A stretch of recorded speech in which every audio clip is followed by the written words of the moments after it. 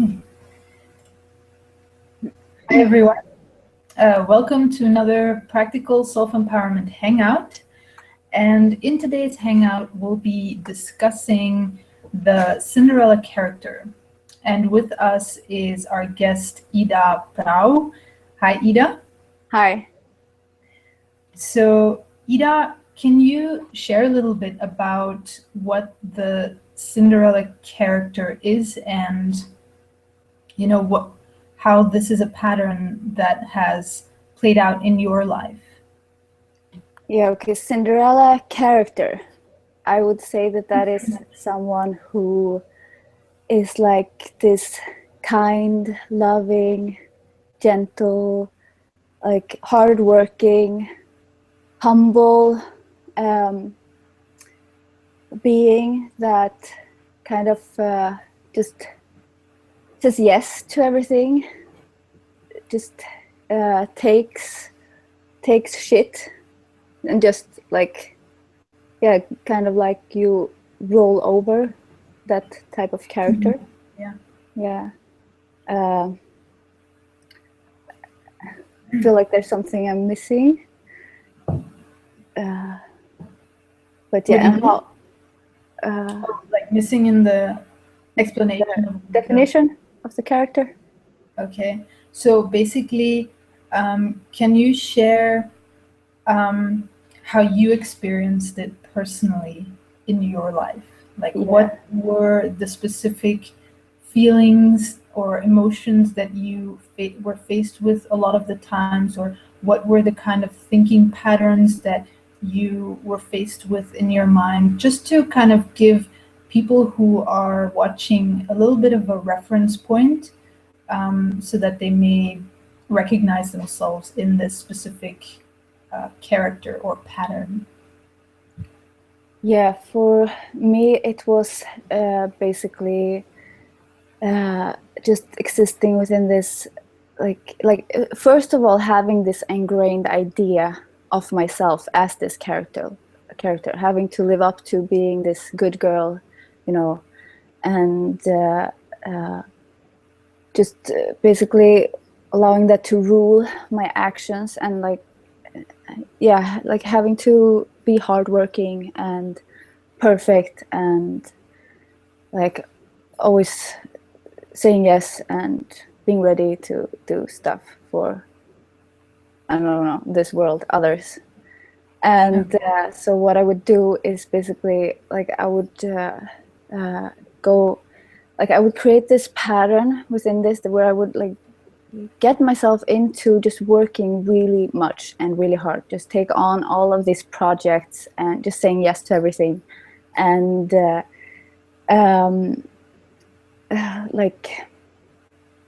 basically coming to a point of being so stressed out because it's basically too much, and just draining myself out, becoming overwhelmed, and just starting to victimize myself, oh, this is so hard and like I can't do this, and then not taking care of me, always taking care of all the things that I have to live up to in this image, this idea of myself. And then just basically it just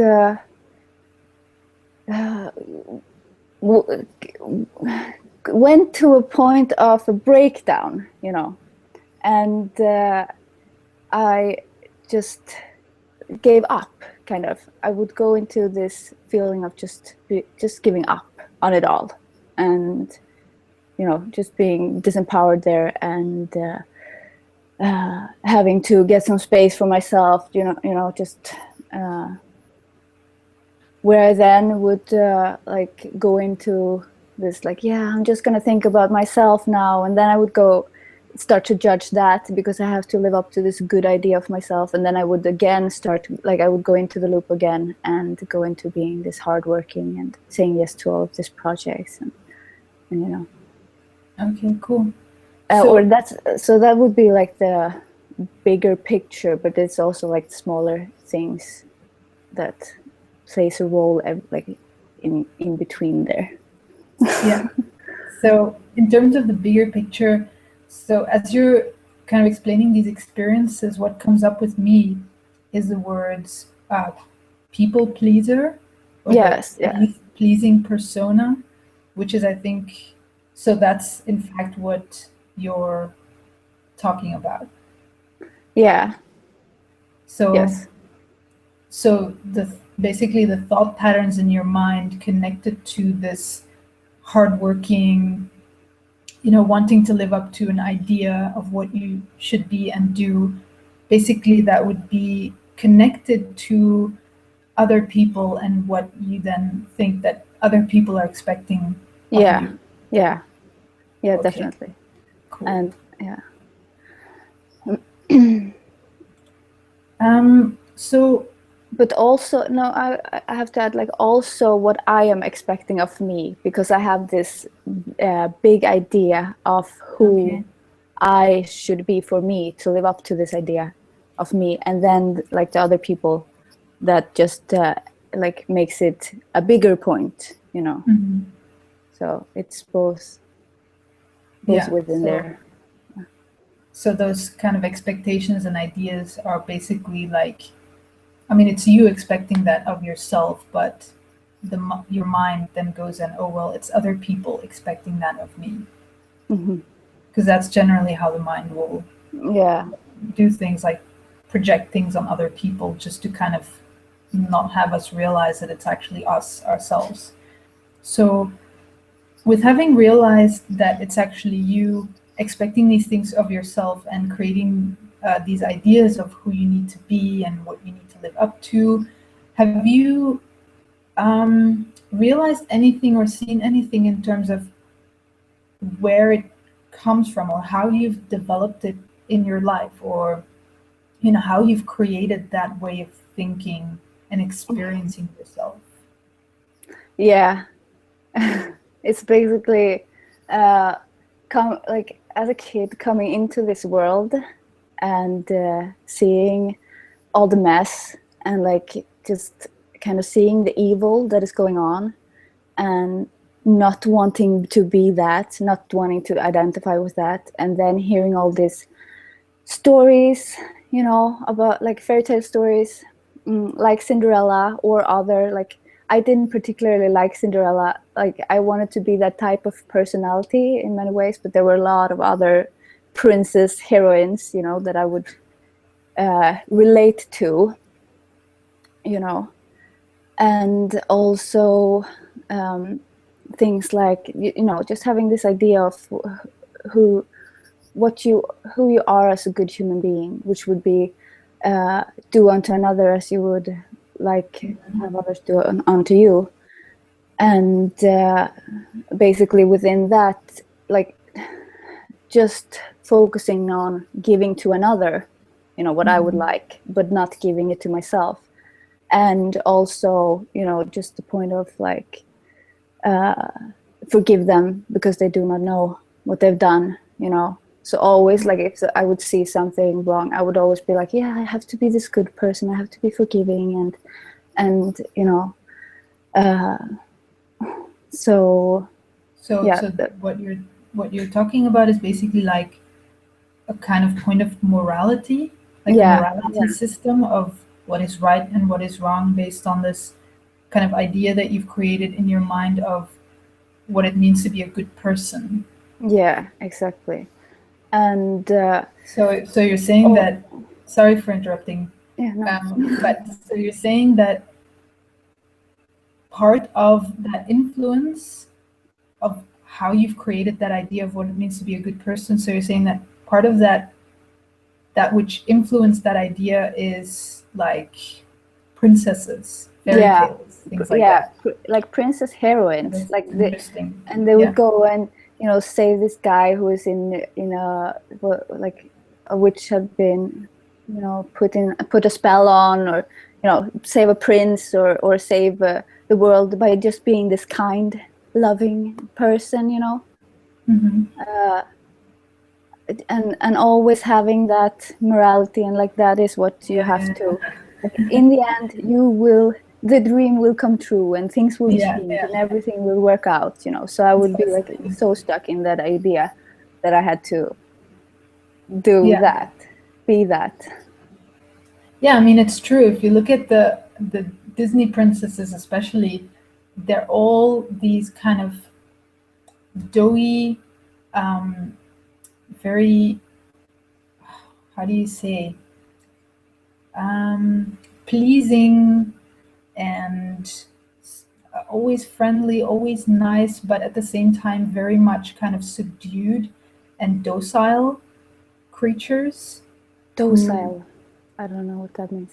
It's like they never do anything wrong. They're always these Yeah. perfect images of sweetness and kindness and, you know, exactly what you've described Yeah. as that idea that you feel you must live up to. Yeah. And there's yeah, definitely. But there's another point as well, and that is like the point of being dependent on someone for your survival, basically. So it could be like a parent or a boss, you know, because you have to conform to like what the boss wants you to do, because otherwise you could get fired and then you don't have any money and you have to do what your parents are telling you. And yeah, so that would be like the fear of conflict. And you know, like I've looked at kids and they can go into rebellion in a way, or they can go into where I would go, like I would go into myself and I would be like, yeah, okay, I will do it, you know. So that was just a point of survival in a way as well. So it's not only, you know, having to be good all the time in that sense, but also because of just fearing, you know, for the consequences that could happen if I wouldn't do that, you know. True. Yeah, it's definitely interesting points to consider, like how we develop the personalities that we live in our lives, because a lot of it is based on that kind of either fears or morality. And, you know, from my perspective, the fears can also come from that morality, in terms of you might fear conflict, you know, because you believe that conflict is a bad thing, or you believe that behaving in a certain way is a bad thing. Like you'd be a bad person if you start shouting, or if you say no, or things like that. Yeah.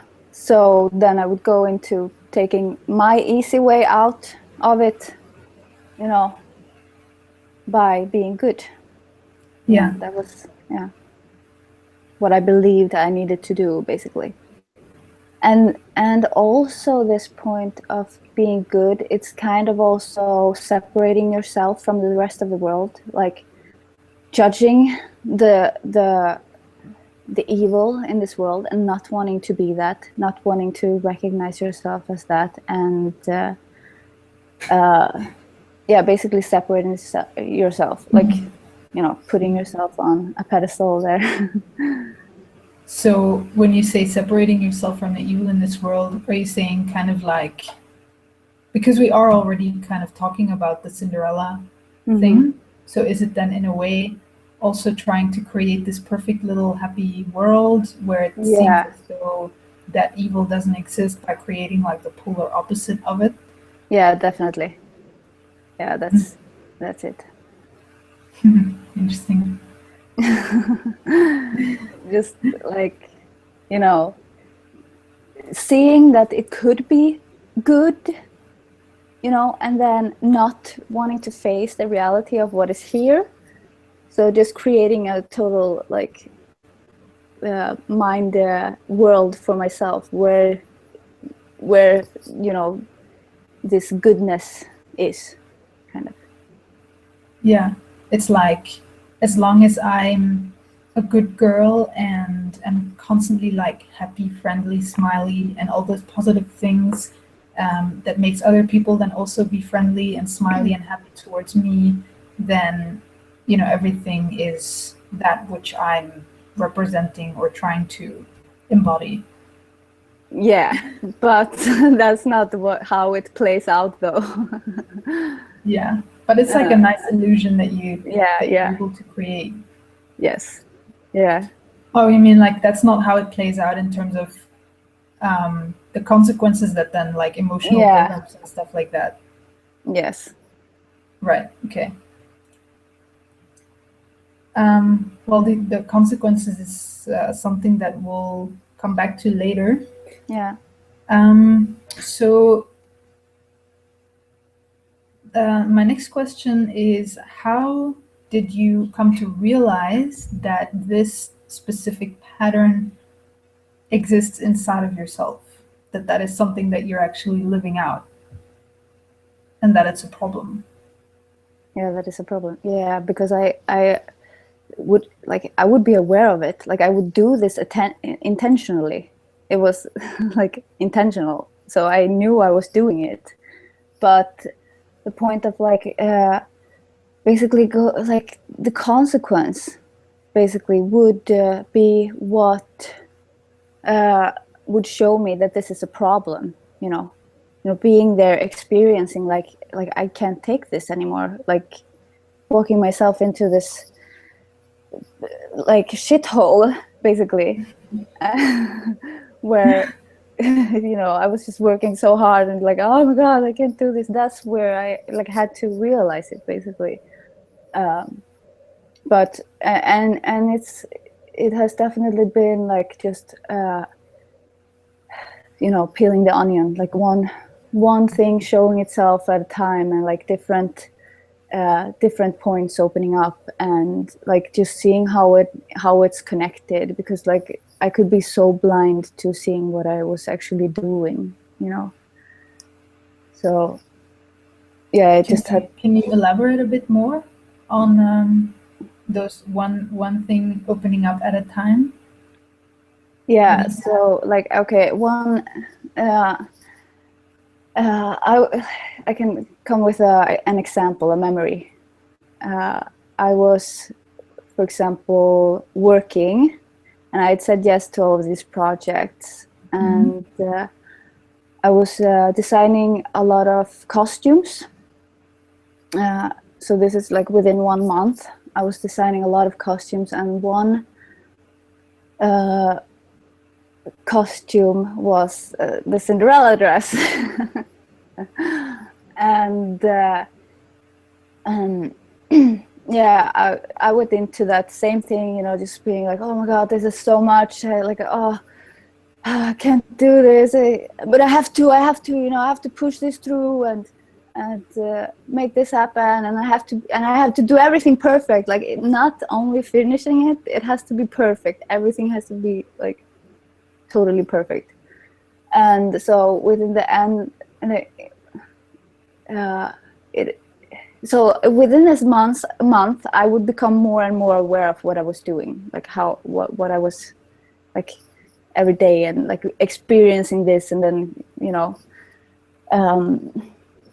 so but in the end, there was the show where the actor where I was dressing the actor basically, and a guy was taking pictures backstage. So I was dressing Cinderella in this beautiful dress that I had made and worked my ass off, and I would see this picture of myself in the camera, see myself there in my ragged clothes, just all my focus and attention to this Cinderella, so that she's going to be perfect, this dream, my dream basically, that I had created there. But I was not living, I was being the Cinderella there. So I would just be faced within that moment, like with the like real evidence, like physical evidence, me in a picture, just basically being that Cinderella, So that was really cool. and like because I'm very like visual, so that helps me a lot to just get this like slap in the face, like here is the like picture evidence of what you're doing. So yeah, that was a cool moment where of a realization, basically. Yeah. So I just really had to have a laugh with myself. I was like, oh my God, this is so straight to the point, straight in my face. And it's like, it was so tragic, kind of, but so just like, I couldn't do it. I just had to laugh at it and let it go, basically. See like, oh shit, yeah. And now I realize, now I can let it go, you know. Or, you know, it's like one step at a time. So that was one point of letting it go in my process. Yeah. Okay. That's a very cool realization in that moment. And I can imagine that it was like a little bit of a shock because you've got that like picture of yourself, Yeah. which tend to give you like often a dimension of yourself that you haven't yet seen. I mean, I know what it's like sometimes when I look at pictures of myself, then it's like I see myself in such a different light. It's like seeing a different reality of yourself that you're generally not aware of. So yeah, I can imagine what that moment must have been like when you saw that picture. Yeah, it was funny. Cool. I enjoyed it a lot. It was like a relief, kind of. Cool. Yeah. Okay, well, thanks for sharing that realization. Yeah. Then, in terms of the consequences, you already kind of described what would happen and where that Cinderella character would lead to, which is like that pressure and just feeling overwhelmed with all the work. Are there other types of consequences that you found play out in your life as a result of participating in that kind of people pleaser character where you're just constantly like missing yourself and wanting to work really hard to be perfect for, you know, to live up to some ideal or for other people, etc.? You know, are there other consequences that you have seen and realized Yeah. can manifest themselves? I'm sorry, what's the last part? Yeah, so basically, if there are other consequences that you've seen. Yeah. Basically, you know, not appreciating myself, you know, and what that what it shows is basically how I just limited myself and who I really wanted to be or want to be, you know, and what I want to do with my life, and just creating my potential, you know, because there's no space for it, because I'm always, you know, in the focus of living up to this idea. Mm-hmm. So like, and there I will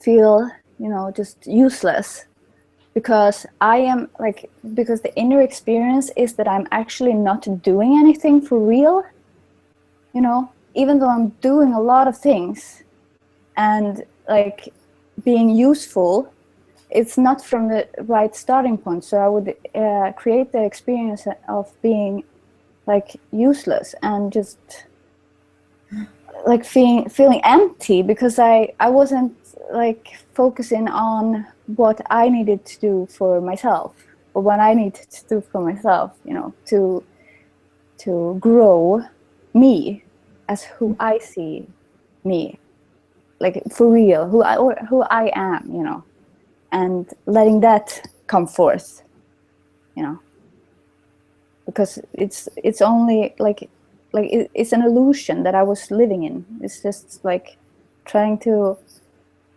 be useful in this illusion, and then I just become empty, kind of, and I'm not able to grow in in the areas where I see myself really, being powerful, basically, or empowered. That's a very interesting point that plays out a lot in our lives. That you mentioned that even though you feel and you believe that you're doing useful things because you're doing a lot, and while you're doing it, you might feel like you're doing something useful, but then at the same time, you kind of step back and then realize that you haven't actually been doing anything and that you actually end up feeling useless.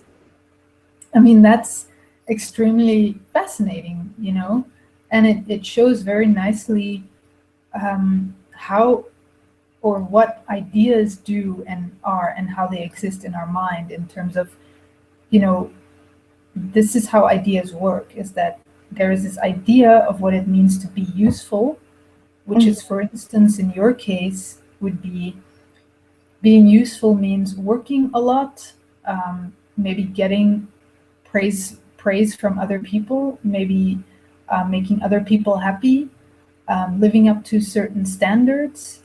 You know, all of those kind of aspects create that idea that you have in your mind of what it means to be a useful person and do useful things.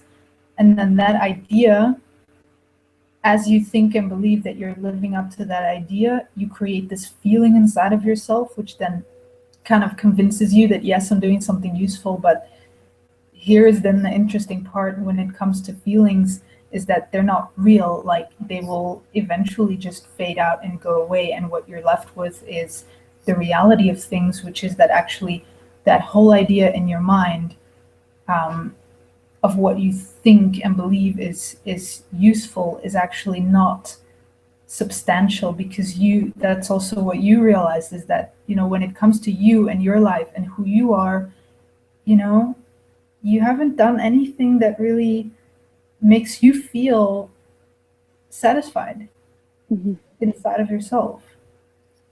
Yeah. That's a very, very cool point, you know.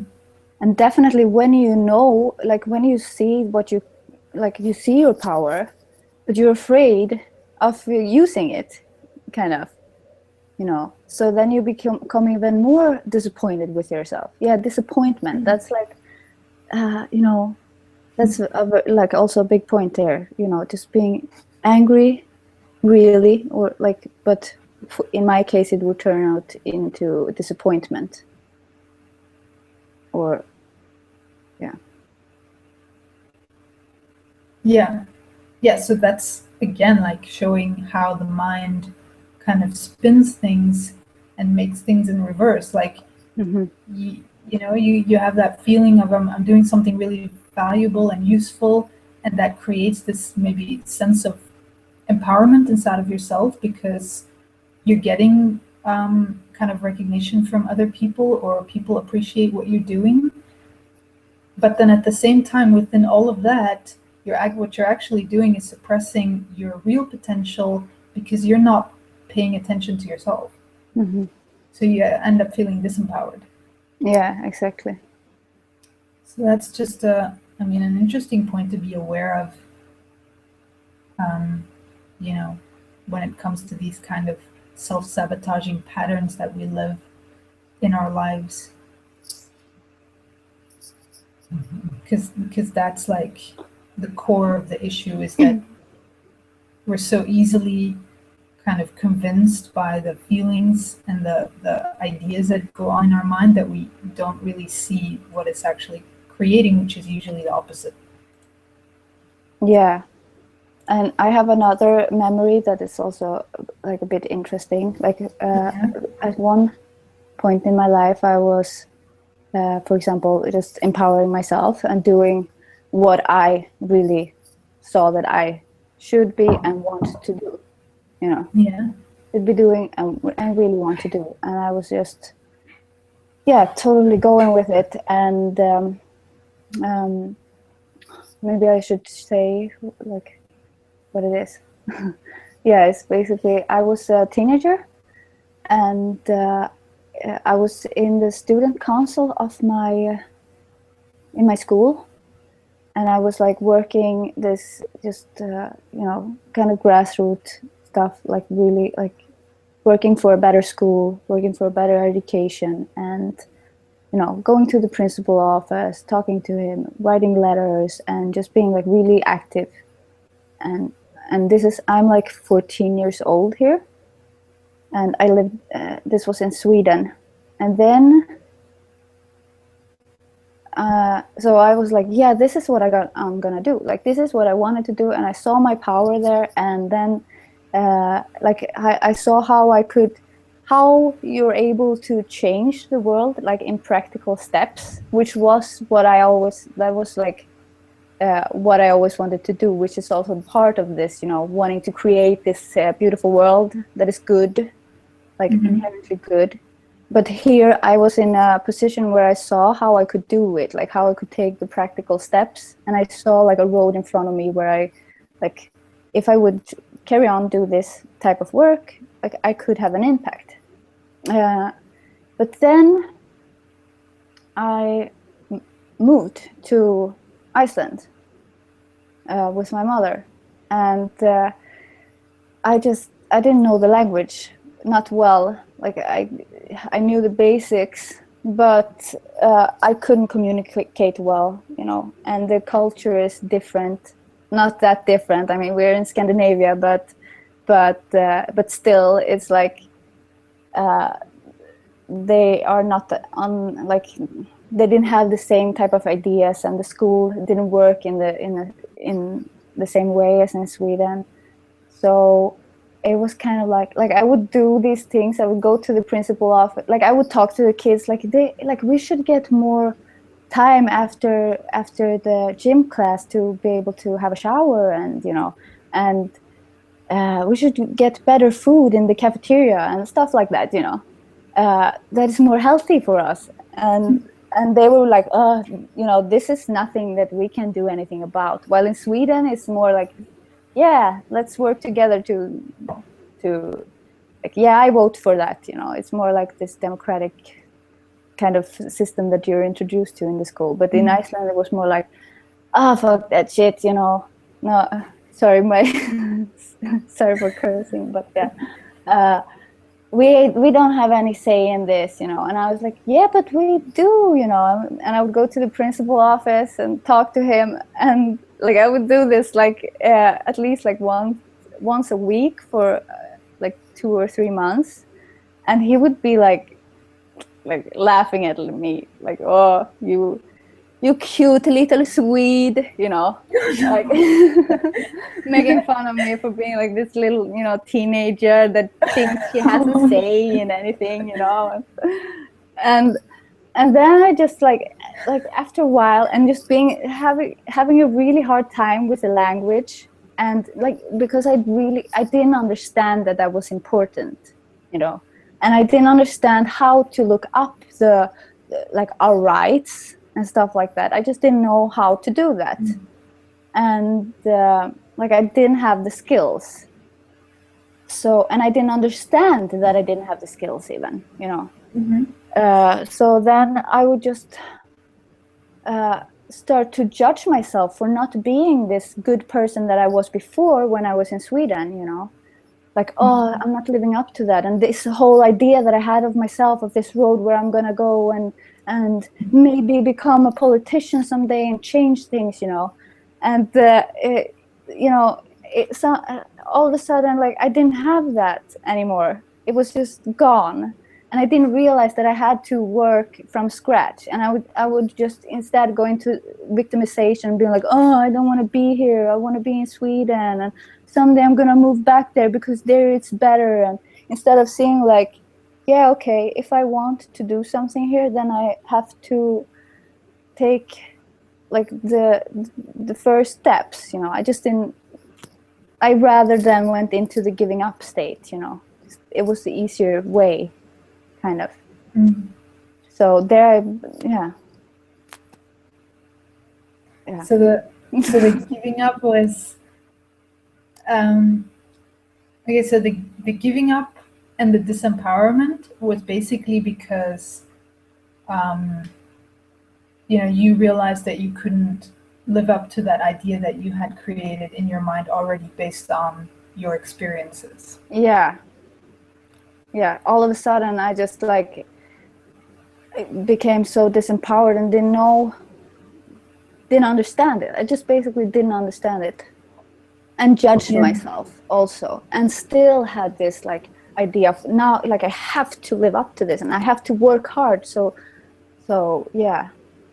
So that is basically where that moment, this is a key point in my process in where I kind of would set this type of personality in stone, while before it was like I was a child and it was more loose. There's when it got like where I like it became like a strong thing within me. Like, yeah, cool. Yeah, that's like a very fascinating dynamic that happened there, with you having this idea of what it means to be empowered, basically. Because for you, being empowered meant having certain power in your school, being able to talk in a certain way with students and the principal, and achieving certain things there. And then once you realized that you wouldn't be able to have that idea of power, then you felt disempowered. Yeah. Rather and than and didn't understand how to like walk the steps, and didn't want to do it. Like I didn't want to learn the language. I was angry at moving to Iceland, a teenager having to move to this little island out in the ocean. So yeah, I just created it basically, and then at the same time, like being like giving up, but at the same time like pushing within like a harshness within me of self-judgments towards myself as not being good enough, and I have to live up to this idea. So like I would after that moment I would really just play between these two experiences, or they would. Yeah. So that that also nicely shows basically how having an idea of, for instance, what it means to be empowered can actually limit you very much because then, once something happens in your life where you can't live up to that idea anymore, all of a sudden you're disempowered. Yeah, exactly. And then that experience of feeling disempowered, which isn't actually real in the first place, then goes and defines the rest of your life. Yeah. Whereas, okay, so maybe now we should then look at the solution, like, how are you able to empower yourself and go from that kind of feeling disempowered throughout your life within the Cinderella character to, empowering yourself? Yeah. It basically very much having to slow myself down and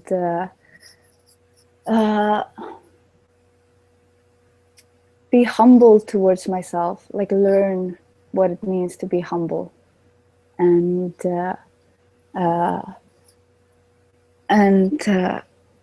like allow myself to see my potential and not like go into like forcing myself, and just see the difference between the idea of myself, and just being here with me, just basically just giving up the whole illusion. But also what I needed to do was give myself space also, in moments with people that like in situations which could trigger me going into this pattern. So like learning to, in moments, just like breathe, be with myself and see, like, am I gonna say yes now or no? Like make this decision for myself, not just go blindly into just like, yeah, because it's because that's what I'm used to, you know. Yes, I can do that for you, you know. But instead, like, okay, wait, what? I really had to slow myself down and be like, okay, is there anything that I was going to do? Because I would just block that out. I would be like, yeah, okay, yeah, I was gonna have a shower. Okay, I can get back to you after this. You know, I had to like slow myself down and just really breathe to be able to see this. It was really hard in the beginning. It's it's so interesting to see it now, like because I didn't know I was doing that. You know, I wasn't aware of I was doing it. But so first I needed to kind of just give myself some space from these type of situations, and then start to practice myself in being here with me and making my decisions for me, you know. But yeah, that's a really cool point. I mean, it's something that even I recognize, because that's also a pattern that I've gone into, is that very easily and readily agree with someone, like to do something, without actually giving attention to myself first, in terms of checking, like, okay, can I actually do that? Do I have the time for it? Just because of that kind of pleasing, wanting to please others, that activates in that moment. yeah. So I've had to do the same thing with myself. Then there's also this moment that happened the same night as I saw the picture of myself as the Cinderella, dressing the Cinderella dream, you know. Which was like an empowering moment. So basically that same month that I had been working on doing the Cinderella dress, like working really hard, I was also practicing an act to the song Let It Go, in the Frozen song, Let It Go, which is like this empowering song. Or so I was practicing an act for that. So this song would be playing like in my life. So at the same time, as I was seeing more and more how I was the Cinderella, I was seeing more and more the solution as well, of like, I have to create me, basically. I have to let go of my limitations. So to give some context on that, because everyone has maybe not seen Frozen. Or do you want me to do that first? Well, no. I think a lot of people have seen Frozen. It's quite a popular movie. Okay.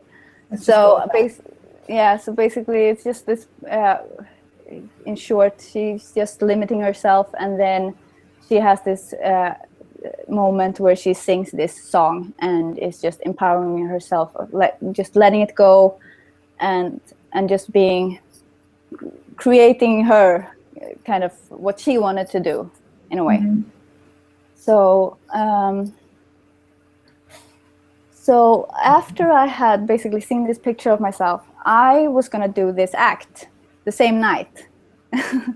So I saw this picture, just like had a laugh with myself, saw myself as the Cinderella, and had to let it go. And then I would go out there and do this act, and like really, like, just fully within all of me. And it wasn't an act. I wasn't acting. I was just being like, yeah, let it go, you know. And awesome. So that was a really cool. Also, like, this night was a very special night in my process at having both of these points, like how, and seeing how it works together. Like when you're realizing and letting go and forgiving something, Mm-hmm. how you, at the same time, how it goes hand in hand with creating the new, you know. Yeah. So that was, it was a cool moment. Yeah, definitely. Looks like there's a lot of these kind of specific moments going on in your process, like with the picture and Yeah. then the song. It's like Yeah. very much the same theme, which is kind of neat and kind of funny. Yeah.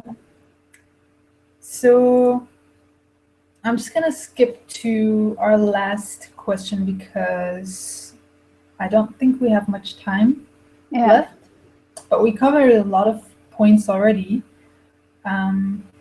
which I'm personally satisfied with. Yes. So is there anything you would still like to add in terms of like giving a general overview of, you know, problem solution and all that we discussed? Yes. Understanding the polarity of the Cinderella, you know, the good person. Yeah. So basically, I would not have created this experience for myself if I wouldn't have the polarity of the evil stepmother, you know, that one that is like forcing myself to be this, to live up to this, and like you have to be hardworking, you have to do this and that, and you have to be perfect, you know. So so basically, like both had to exist together, kind of. So I had to, I was maybe aware of the Cinderella, but to really understand and let this go, I had to face myself as the evil stepmother. Mm-hmm. You know, and see how mean I basically was to myself, and I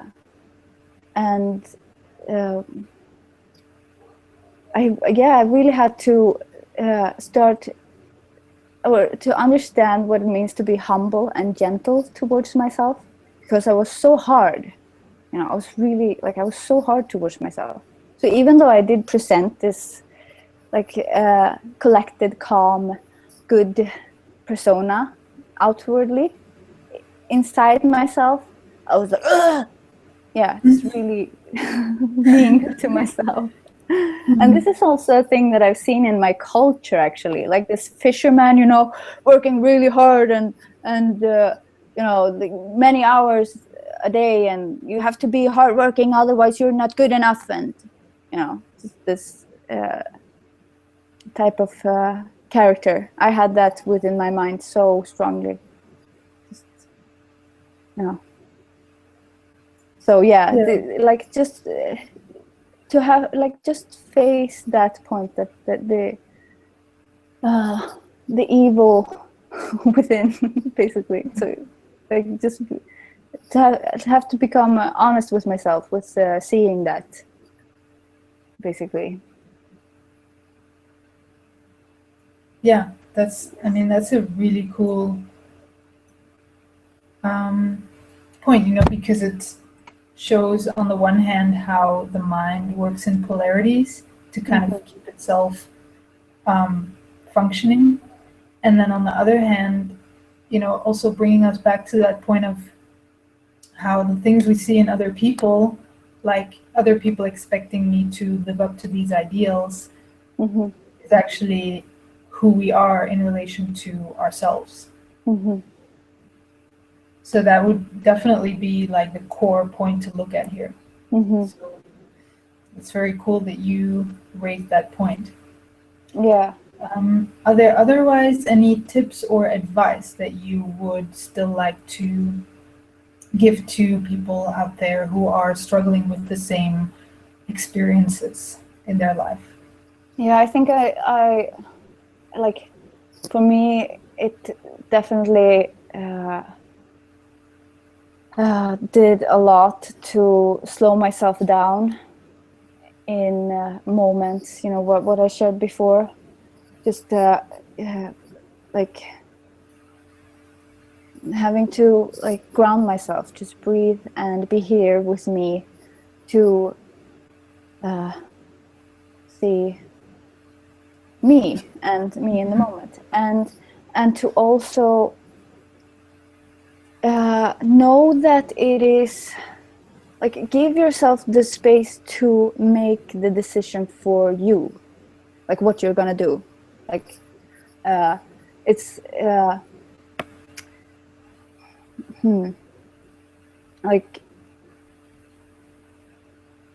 yeah, basically that's just it doesn't matter what you do, you have to just be able to stand by it, not do it from a point of rush and I'm gonna do it for you because you're asking me, or I'm just so lost here that I don't know what to do with myself, and yes, but do it if you are if you're able to stand as it, basically. And yeah, so to get there you need to slow down, basically, and just yeah, I mean, everything that we've talked about. Yeah, just practicing takes practice. For me, it has been that has been basically because I've been falling and falling, and the only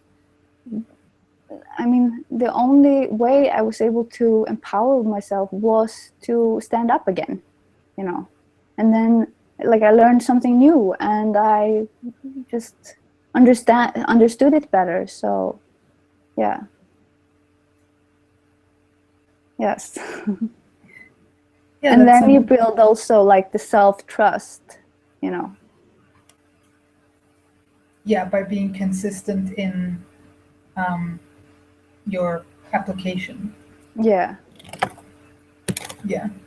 I mean, that's really good advice, just slowing down. It's really simple. It's in those moments where you feel immediately agreeing to do something when someone asks you something, and all you have to do is just slow down and kind of look inside of yourself, and it's give yourself some attention. That's basically all that the slowing down is about. It's you're giving yourself that attention for a moment.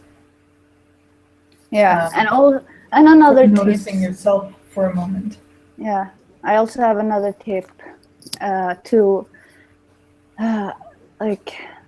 do the process, and I what has helped me a lot as well is having this patient buddy with me that comes with this keys, basically. So I'm walking something and I'm stuck, and then